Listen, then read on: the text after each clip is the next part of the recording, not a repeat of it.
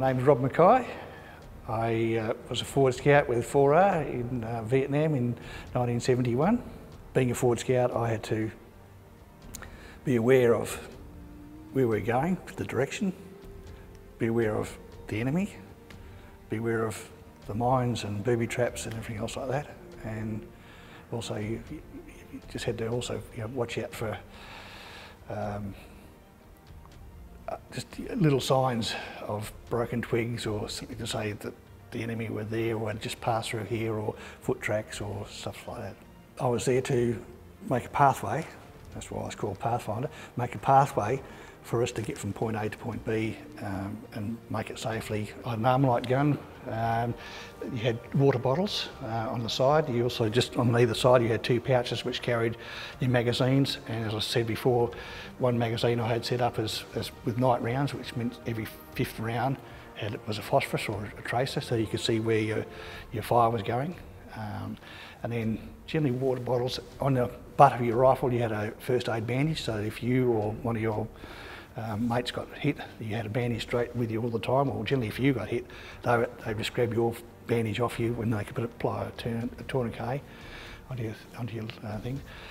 You had long boots, but just where your trousers met your top of your boots, there was a little spot about as big as your little finger where the leeches would come in and get on your legs, and at times you'd feel irritation on your leg, and you'd pull off these 9 or 10 big bloated leeches full of blood.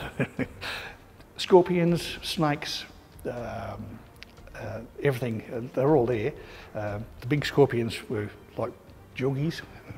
They weren't as painful as the little grey scorpions.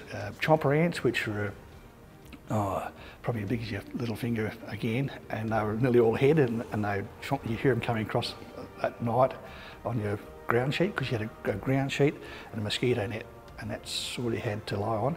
You made a bit of a hip hole in the soil was very soft, so you made a hip hole, and 2 of you would sleep in your little hutchies or little together, and then every 2 hours through the night you'd be on gun duty. Being up front, there was a fair bit of responsibility to it, and also the people, because most of us were nashos, so they were coming and going, and so you get to sort of make up a friendship with a bloke, and then 6 weeks later, after that trip out bush, he was gone. So then you have a new bloke came in, and yeah, so I just became very, probably even selfish, I suppose, because you just had to look after yourself, and you had to be so much aware of what you're doing. There was no time for skylarking, or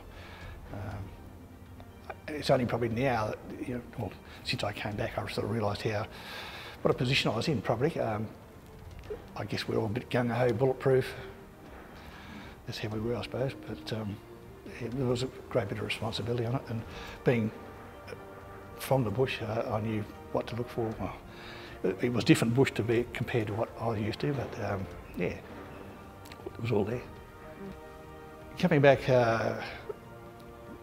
West Australians and South Australians were virtually flown. We were given the choice that we wanted to stay in Vietnam till February, or come back straight from Vung Tau, Darwin, Perth, and then the South Australians flew from Perth to Adelaide via Hercules, so it was a pretty slow old trip. And we decided, I think it was 82 of us, we're still like a fit on the plane, but we decided to come back early and get on with our lives. We landed here on a Monday morning. We were given train tickets to go and catch up with our family, come back the next Monday, and we're out of the army in 3 days. When I got home, it was hard because people sort of didn't understand what we'd been through, because there weren't many people from the town that had also been to Vietnam, where I'd been from. And of course other people had seen what was in the media, and we were baby killers and this sort of stuff, and yeah, and of course there was a big thing in Australia back in those days about the Vietnam War, was how wrong it all was, and that was their opinion, I guess, and we've all got different theories on that, but the Vietnam wasn't called a war, it was just a skirmish back in those days. It was never declared a war. Right?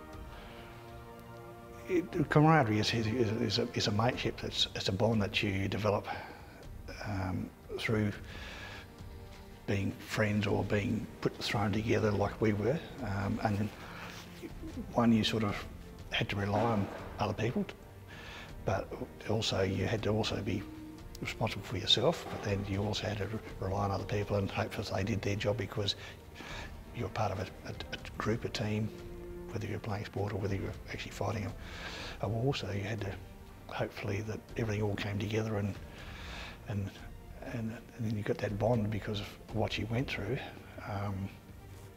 Yeah, it's something that it just grows in you. You don't know, like, you can't sort of say, look up a page and say, well, this is how it happens, because it does happen.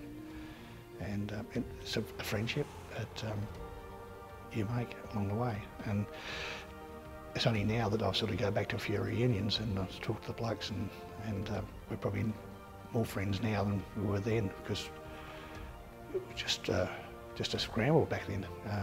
Things were going on, and yeah, you didn't have time to smell the roses. You can't relive the past, you can't change the past, you've got to go forward.